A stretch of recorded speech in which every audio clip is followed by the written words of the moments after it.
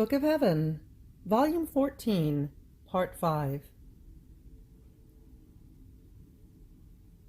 April 29th, 1922. The one who lives in the divine will lives of an eternal heartbeat. Finding myself in my usual state, I saw my soul and my whole interior, thoughts, affections, heartbeats, tendencies, changed into as many threads of light, and these extended and expanded so much that coming out from within my interior, they harmonized with the sun. They rose higher, touched the heavens, and diffused over the whole earth. While I was watching this, I saw my sweet Jesus, who was holding all those threads of light in his hand, and with an enchanting mastery, he directed them, stretched them, multiplied and enlarged them as much as he wanted. At the touch of that light, all created things lowered down, harmonized together, and made feast. Then my Jesus told me, "My daughter, did you see with what love I amuse myself and direct the acts done in my will? My jealousy is such that I do not entrust them to anyone, not even to the soul herself. I lose not one thought, not a fiber, without enclosing in it all the power of my will. Each of these acts contains a divine life, and therefore at the touch of these acts, all created things feel the life of their Creator. They feel again the power of that omnipotent Fiat from which they received their existence, and they make feast. So these acts are new glory and new feast for them. Now this beautiful harmony, these threads of light that come out of your interior, if your heart did not flow in my will but in your own, or in another will, many heartbeats of divine life would be missing in your heart, while many human heartbeats would take over, for as many as are missing to the divine. The same with the fibers, with the affections. And since what is human is not capable of forming light, but darkness, many threads of darkness would form then, and my volition would remain saddened, unable to carry out in you all the power of my will." While he was saying this, I wanted to see whether there were these human heartbeats in my soul that would interrupt the life of the divine heartbeat. And as much as I looked, I could not find any. And Jesus, "For now there is nothing. I told you this so as to make you be attentive, and to make you know what it means to live in my will, to live of an eternal and divine heartbeat, to live with my omnipotent breath." May 8th, 1922. The pains of the one who loves Jesus the most are in continuous currents with his heart. Continuing in my usual state, blessed Jesus would just barely make himself seen, like flash that escapes. Now he shows the shadow of his light, now his hand. I felt an indescribable pain, and he, caressing my face with his hand, told me, "Poor daughter, how much you suffer." And immediately he withdrew. Now I thought to myself, Jesus told me many times that he loves me very much, and that he suffers greatly when he sees me suffer because of his privation. who knows how much he suffers now in seeing me petrified by the pain of his privation. So in order not to make him suffer so much, I want to pluck up my strength, trying to be more content, less oppressed, more attentive in maintaining my flight, my attitude in his will, so that I may bring him my kiss, not embittered, but peaceful and content, which would not sadden him, but console him. While I was thinking of this, he came out from within my interior, all sorrowful, and with his heart all wounded. In the center of it, a wound could be seen, with a little flame coming out from within it. And he told me, "My daughter, indeed, the more I see you suffer when I deprive you of myself, the greater the pain I feel. Because since your pain is caused by the privation of me, it is nothing other than the effect of the love you have for me. Therefore, if you are embittered, oppressed, your heartbeat echoes in my heart, and I feel your bitterness and oppression. Ah, if you knew how much I suffer when I see you suffer because of me, you would always use this caution, this attention, so as not to embitter me more. These are the pains of the one who loves me the most, that are in continuous currents with my heart. See, the wound that you see in the center of my heart, from which the little flame comes out, is precisely yours.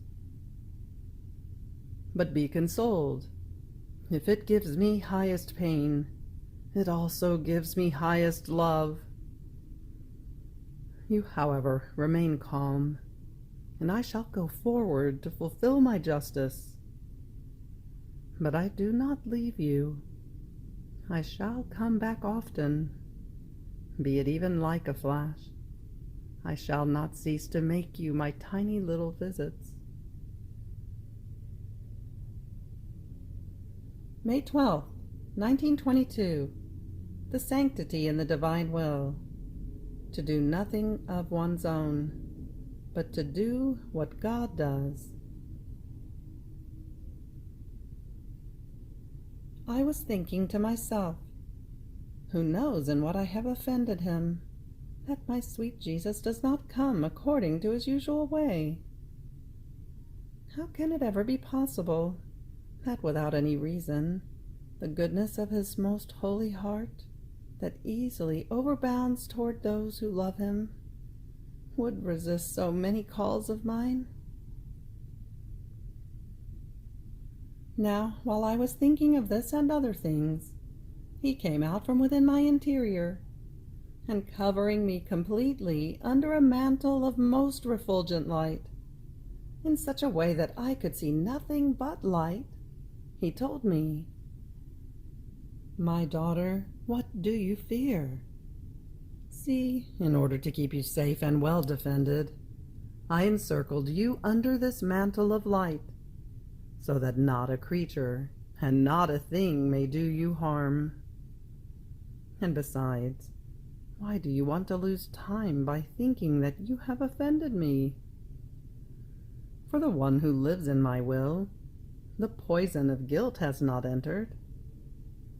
And then your Jesus would strike you with lightning if he saw you with even just little stains of sins, and I would put you out of the circle of my will, and you would immediately lose the attitude of operating in my volition. Ah, my daughter, the sanctity in my will is not yet known. Each kind of sanctity has its own special distinction. Many are surprised in hearing that I come often to you, since it has not been my usual way to do so with other souls. The sanctity in my volition is inseparable from me, and in order to elevate the soul to the divine level, it is necessary for me, to keep her either identified with my humanity or in the light of my divinity. Otherwise, how could the soul maintain the attitude of her operating in my will, if my operating in hers were not one? Now, the soul who lives in my will takes part in all my attributes, and together with me, she concurs in each of my acts. Therefore, she must concur with me also in the acts of justice. This is why, when I want to chastise, I hide my humanity from you, that is more accessible to the human nature.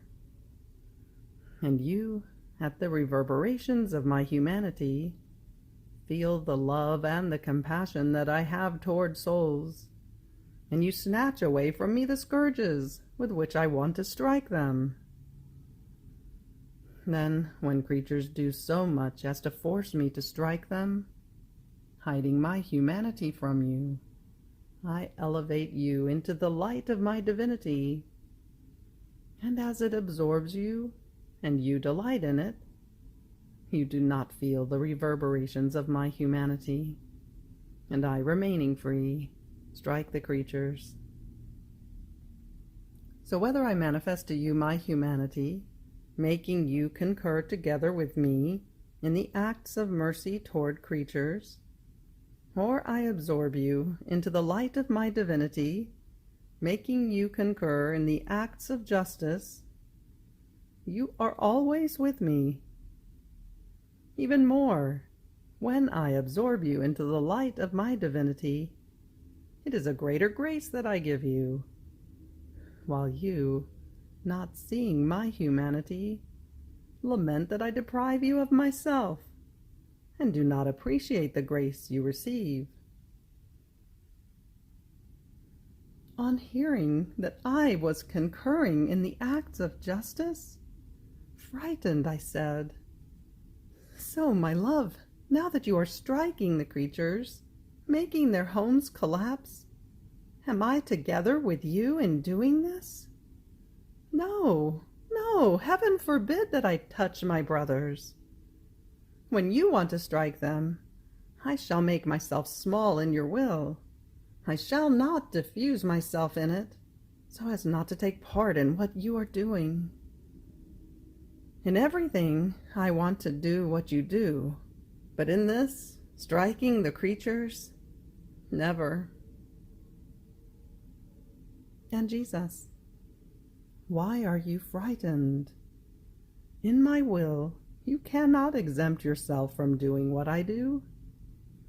It is a natural thing, and this is precisely the sanctity in my will, to do nothing of one's own, but to do what God does. And besides, my justice is sanctity and love, and it is to balance the divine rights. If I did not have justice, my divinity would lack the whole fullness of perfection. So, if you want to live in my volition, and do not want to take part in the acts of justice, the sanctity done in my will would not have its full completion. They are two waters fused together. One is forced to do what the other does. But if they are separated, each one follows its course. In the same way, my will and yours are the two waters fused together, and what one does, the other must do as well. Therefore, I want you always in my will. So I abandoned all of myself in his will, but I felt great repugnance in me toward justice. And my sweet Jesus coming back told me, "If you knew how heavy it is for me to use justice, and how much I love the creature. The whole of creation is for me like the body to the soul, like the skin to the fruit. I am in continuous, immediate act with man. but the created things hide me, just as the body hides the soul. However, if it wasn't for the soul, the body would have no life. In the same way, if I withdrew from created things, they would all remain without life. So in all created things, I visit man, I touch him, and give him life. I am hidden in the fire, and I visit him with its heat. If I were not there, the fire would have no heat. It would be a painted fire and without life. But while I visit man in the fire, he does not recognize me, nor does he give me one greeting. I am in the water, and I visit him by quenching his thirst. If I were not there, the water would quench no thirst. It would be dead water. But while I visit him, he passes before me without bowing once to me. I am hidden in the food, and I visit man by giving him substance, strength, taste. If I were not there, man, taking food, would remain on an empty stomach. Yet, ungrateful, while he feeds on me, he turns his back to me. I am hidden in the sun, and I visit him with my light, almost at each instant. But ungrateful, he requites me with continuous offenses. I visit him in all things, in the air that he breathes, in the flower that gives off its fragrance, in the breeze that refreshes, in the thunder that strikes, in everything. My visits are innumerable. Do you see how much I love him? And you, being in my will, are together with me, visiting man and giving him life. Therefore, do not be frightened if sometimes you concur in justice. May 15th, 1922. Laments and Fears of Luisa. Jesus shows her how much he loves her. Continuing in my usual state, I felt all oppressed because of the privation of my sweet Jesus. Now, while I was praying, I felt there was someone behind my shoulders, and not knowing that it was Jesus, I had a shiver of fright. And he stretched out his arm, and taking my hand in his, told me, "Luisa, do not fear, it is I." Oppressed as I was, and tired from waiting for him, I said, "It shows, O Jesus, that you no longer love me as before. You have taken everything away from me, even suffering. You alone were left to me. But so very often you fly away, and I don't know what to do, nor where to find you. Ah, it is really true that you don't love me any more."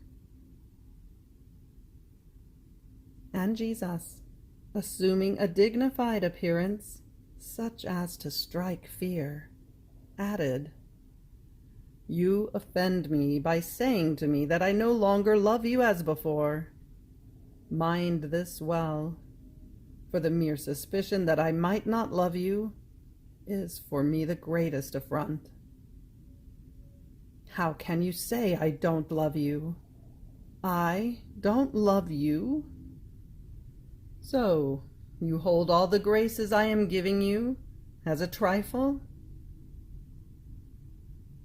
I remained confounded, and I really trembled at seeing the severe look of Jesus. And in the depth of my heart, I implored forgiveness and pity.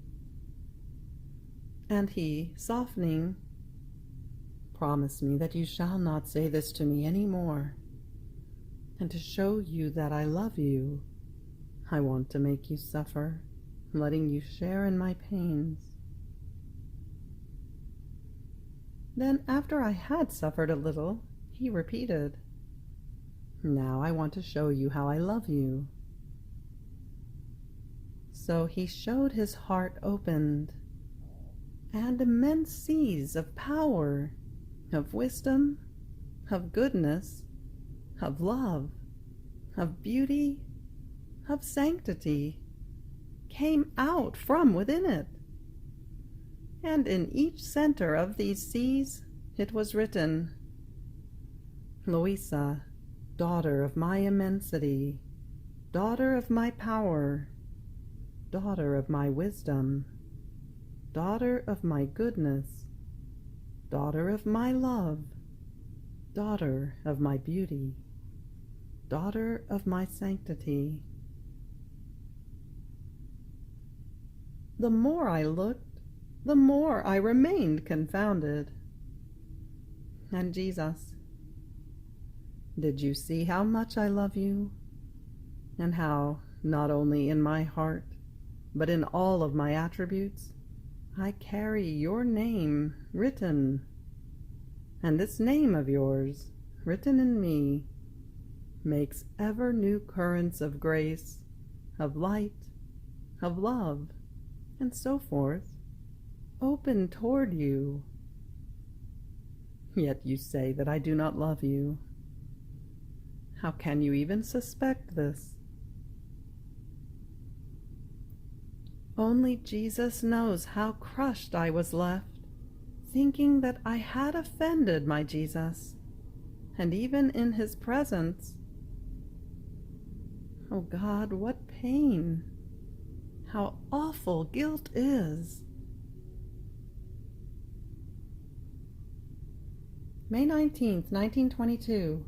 In heaven, the divine will is the beatifier, while on earth it is operative, and multiplies its life and its goods in the act of the creature. Continuing in my usual state, my always lovable Jesus made himself seen from within my interior, from which something like a little door opened, and he leaned his arms on it and put his head out to see what the other creatures were doing. I looked together with Jesus. But who can say the evils that appeared, the offenses that were given, and the chastisements that shall pour down? It was a horrifying sight, so sorrowful. I also saw our poor country being struck by the divine scourge. Now, seeing that Jesus was looking with such tenderness of love and sorrow, while in the previous days it had been impossible for me to get him to look and turn his face toward creatures, I said to him, My love and my life, do you see how much your dear brothers and mine suffer? Don't you want to have pity? How gladly would I suffer everything, so that they might be spared. See, this is a duty that the state of victim imposes on me, the imitation of you. Did you not suffer everything for us? And how can you want me not to suffer in order to spare them, and to imitate you, who suffered so much? And Jesus, interrupting my speaking, told me, Ah, my daughter, man has reached such a point that I cannot look at him but with horror. And if I look at him, it is only from inside of you, because finding in you all the tendernesses of my humanity, my prayers, I feel moved to look at him with compassion. And for love of you, I shall spare their lives. Man has need of strong purges, otherwise he shall not repent. Therefore I shall overwhelm everything, to renew everything. I shall do unexpected things, new chastisements, for which man shall not be able to find the reason, and this in order to confound him. But you, do not fear. For love of you I shall spare something. I feel in you, as I felt it in my humanity, the current of the communications with all creatures, and therefore it is hard for me not to give you, and not to content you in anything. Then later on I found myself outside of myself, at a very high point, and I found my celestial mamma, a late archbishop of ours, my parents, and my sweet Jesus in the arms of the bishop, who as soon as he saw me, placed him in my arms, telling me, "Take him, my daughter, and enjoy him." Jesus made feast in my arms and said, "Dearest daughter of my will, I want to renew the bond of the great gift of making you live in my will. This is why I wanted here present, as representatives, my dear mamma, the bishop who took part in your direction when he was on earth, and your parents, so that you may remain more confirmed in my will, and may receive all the currents and the goods that my will contains, and so that they may be the first to receive the glory of the operating of the living in my will. You are nothing other than an atom in my volition, but in this atom I place all the weight of my will, so that as you move, the immense sea of my volition may receive its motion, the waters may ripple, and as though agitated, they may give off their freshness, their fragrances, and may overflow for the good of heaven and of the earth. The atom is small, extremely light, and is not capable of agitating the whole immense sea of my will.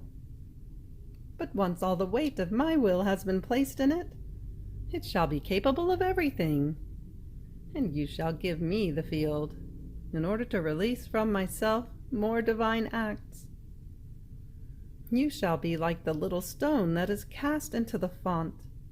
As it falls, the waters ripple, are agitated, and give off their freshness and their fragrance. However, the little stone does not contain the weight of my will, and therefore cannot make the font overflow. But your atom, with the weight of my will, can not only overwhelm my sea, but flood heaven and earth. You shall drink the whole of my will, with all the goods it contains, as though in one gulp, and in another gulp you shall emit it outside. And while you do this, you shall multiply my life and my goods as many times for as many times as you drink it, and for as many times as you emit it. And if the blessed in heaven enjoy all the beatitude that my will contains, and live in it as in their own center, they do not, however, multiply it, since their merits are fixed in them.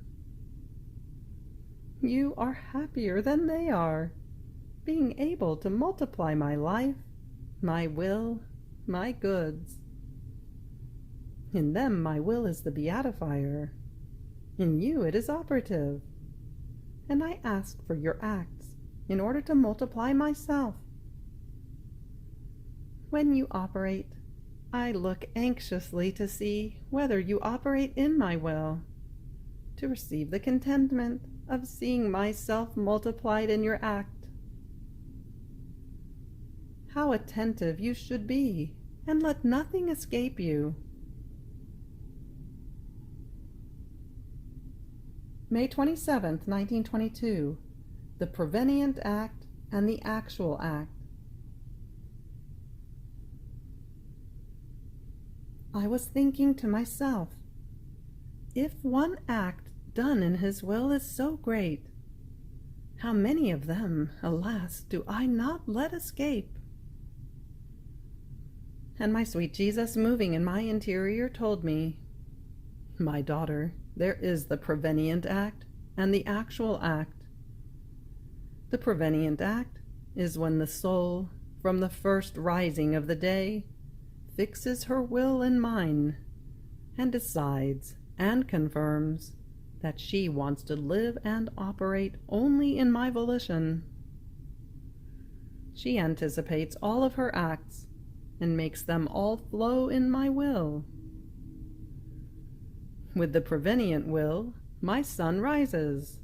My life remains duplicated in all her acts, as though in one single act, and this makes up for the actual act. However, the prevenient act can be shaded, obscured by the human ways, by one's own will, by self-esteem, by negligence and other things that are like clouds before the sun, that render its light less vivid on the face of the earth. On the other hand, the actual act is not subject to clouds.